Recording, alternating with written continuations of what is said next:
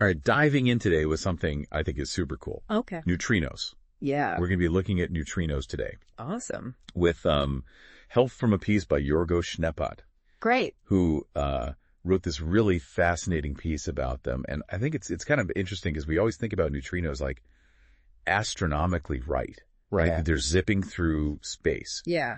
But this deep dive is really going to be focused more on how they intersect with quantum technology.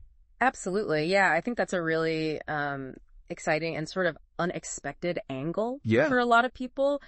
Because I think, if you've heard about neutrinos before, it's probably in the context of these particles that are coming from the sun or from distant supernovae. Yeah. But what Yorgos Schneeppot really highlights is that they have these inherent quantum properties that make them potentially really valuable for, all sorts of technological applications. Right. And that's what I think is so fascinating about this.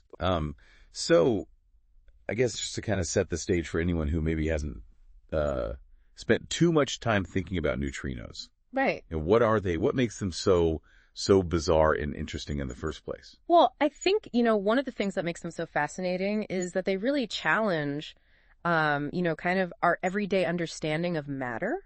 Okay. We're used to thinking about atoms as, having protons and neutrons in the nucleus and electrons whizzing around. Mm-hmm. But neutrinos are subatomic particles. They're smaller even than protons and neutrons. Wow. And they're electrically neutral, which is, where the name comes from. Little neutral one is basically what neutrino means. I did not know that. Yeah. I love that. But the thing that really makes them, I think, particularly interesting is that they come in, these different flavors is what physicists call them. Okay. There's the electron neutrino, the muon neutrino, and the tau neutrino. Okay.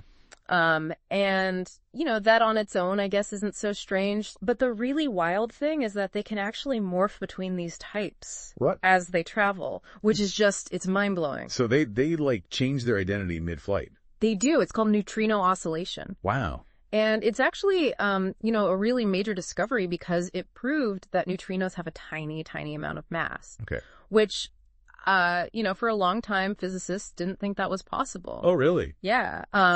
And that's actually what led to the 2015 Nobel Prize in Physics was the discovery of neutrino oscillation. Wow. So it's a big deal. So a Nobel Prize winning mystery that we're dealing with here. Exactly.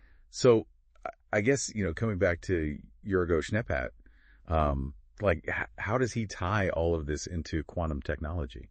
Well, one of the things that he really emphasizes in his work is that, neutrinos really embody some core quantum principles. Okay. And one of the most fundamental ones is this idea of wave-particle duality. Okay. So, we're used to thinking of things as being either a particle or a wave, like a baseball is a particle and sound is a wave. Mm-hmm. But quantum mechanics tells us that actually at the subatomic level, things can be both. Okay. And neutrinos are a perfect example of this. So they're like tiny little surfers riding these cosmic waves, but they're also a particle. That's a great way to put it. Yeah. Wow. They have mass, so they're definitely particles. But they also exhibit these wave-like properties. Okay. And that's actually, that duality is really key to understanding how they can oscillate between these different flavors. So, I mean, that's incredible, but how do we even know these things exist if they're so hard to pin down and detect? Right. Well, that's a great question. And it really speaks to, the ingenuity and the collaboration of scientists over many decades. Yeah. To figure out how to actually observe these incredibly elusive particles. Right. And so what they had to do was build these incredible detectors, like the Super Kamiokande detector in Japan. I've heard of that one. Yeah, it's amazing. It's massive. It's huge. It's like a giant tank of water. It is. It's this gigantic tank of ultra pure water, and it's surrounded by thousands of these incredibly sensitive light detectors. Wow. And basically what they're waiting for is to catch this very, very specific type of light that's emitted when a neutrino interacts with a water molecule. Okay. It's called Cherenkov radiation. So we have to build these massive, intricate detectors just to get a glimpse of a single neutrino. It's pretty remarkable. That's great. And it highlights just how weakly neutrinos interact with normal matter. Right. But the interesting thing is that very property that makes them so difficult to detect is also what makes them potentially really groundbreaking for technology. Right, because, I mean, I was reading in Jurgo Schneppat's work that, he's suggesting we could use neutrinos for things like communication, even for building qubits in quantum computers, which is just mind-blowing. Absolutely. And I mean, those possibilities are definitely there, but they definitely sort of push the boundaries of what we're currently capable of doing. Yeah.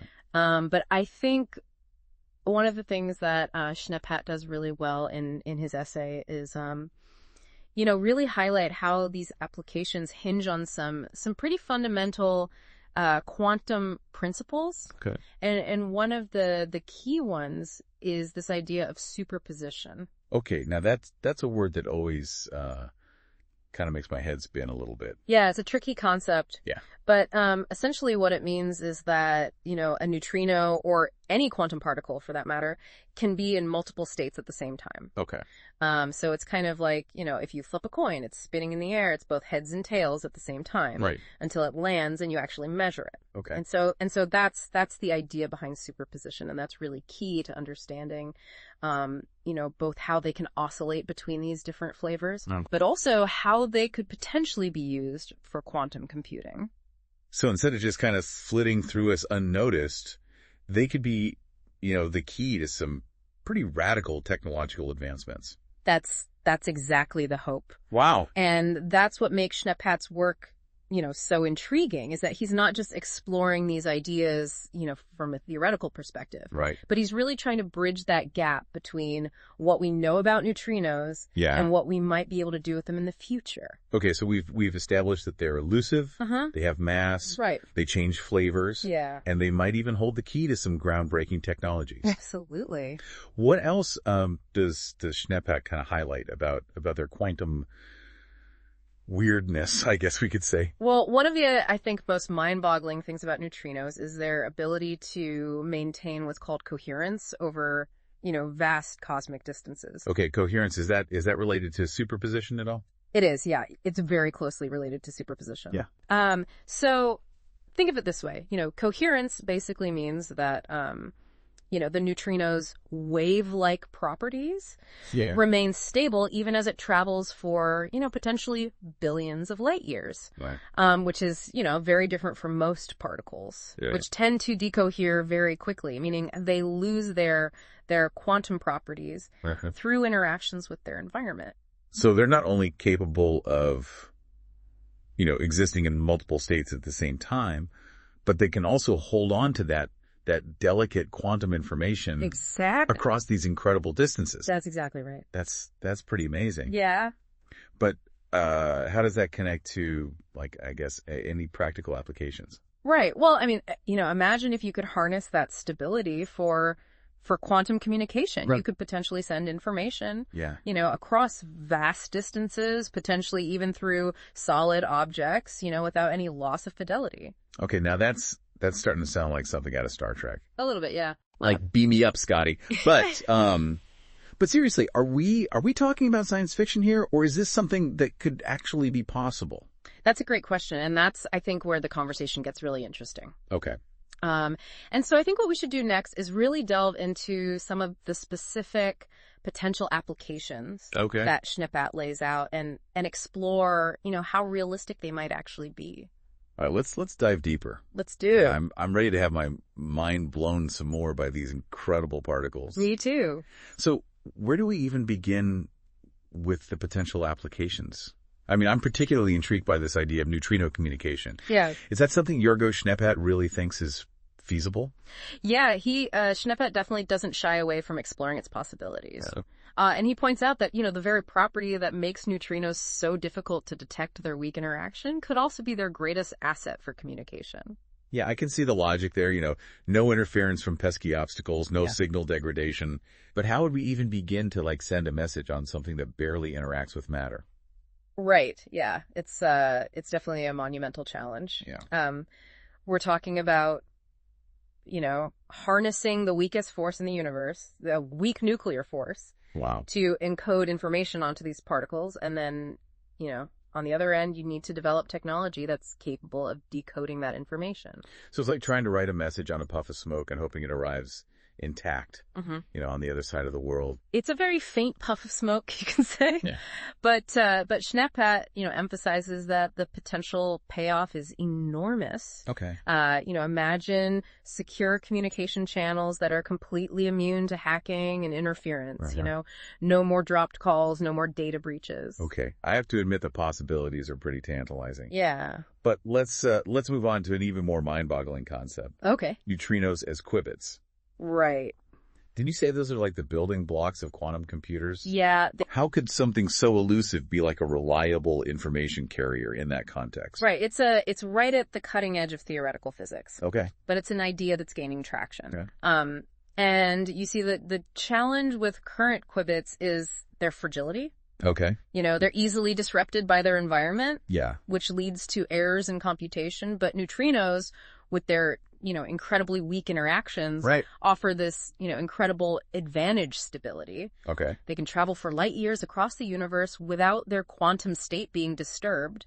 So instead of these like delicate, finicky qubits that we have now, we could have these like super stable cosmic travelers carrying quantum information. That's the idea. It seems almost too good to be true. Yeah, it's definitely exciting. And Schneepat really highlights how, this could potentially revolutionize quantum computing. Imagine incredibly stable qubits that could travel vast distances, enabling us to build, powerful quantum communication networks, or create ultra-sensitive detectors for things like gravitational waves or even dark matter.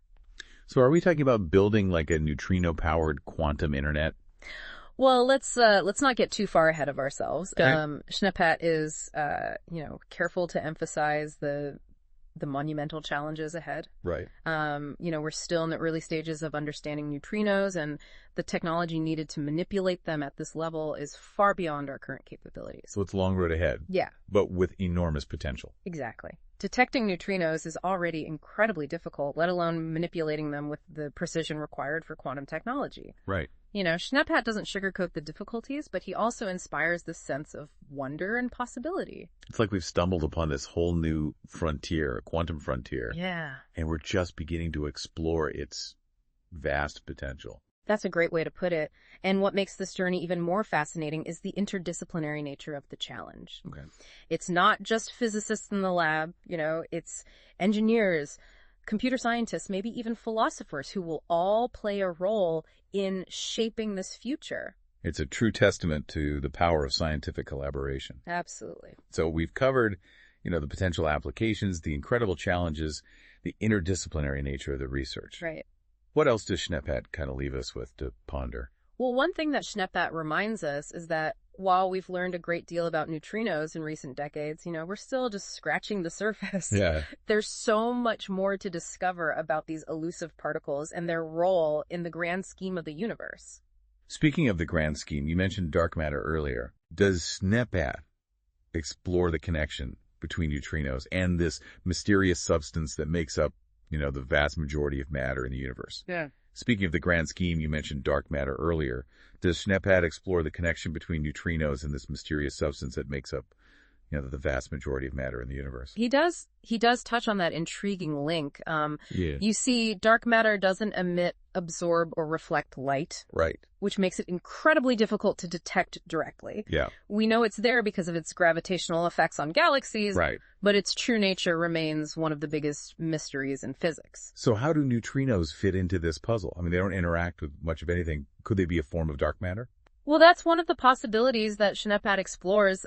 Some theoretical models suggest that certain types of neutrinos called sterile neutrinos could be a candidate for dark matter. Sterile neutrinos? Yeah. That sounds even more elusive than regular neutrinos. They would interact even more weakly than regular neutrinos, making them even harder to detect. So we have these ghost particles that might be connected to the biggest cosmic mystery of all. Right. Does Jurgo Schneepat offer any clues as to how we might unravel this enigma? Well, he emphasizes the need for continued research and collaboration. Of course. He suggests that future experiments, perhaps even more ambitious than the Super Kamiokande, Wow. could be designed to specifically search for these elusive particles. So it's another frontier, this time in the realm of the unknown universe, it seems like. With neutrinos, we're constantly pushing the boundaries of what we thought was possible. Absolutely. And that's what makes Schneppat's work so captivating.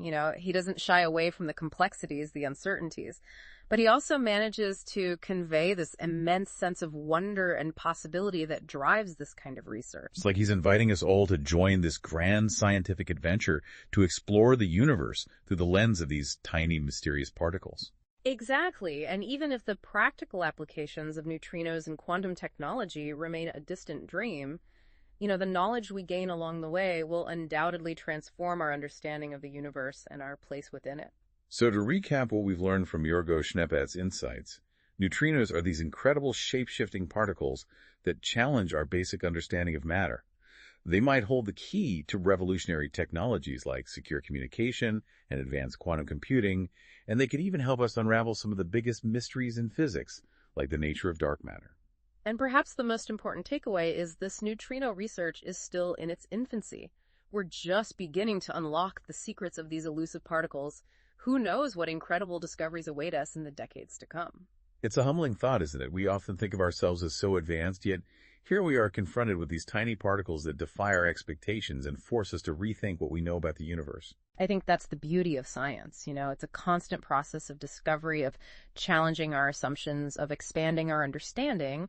And with neutrinos, it seems like we're only just getting started. Well, on that note, we'll leave you to ponder the mysteries of the neutrino. What unimaginable technologies could be unlocked? What profound insights into the universe might they reveal? The possibilities, like the neutrinos themselves, seem to stretch to infinity. Until next time on The Deep Dive, keep exploring.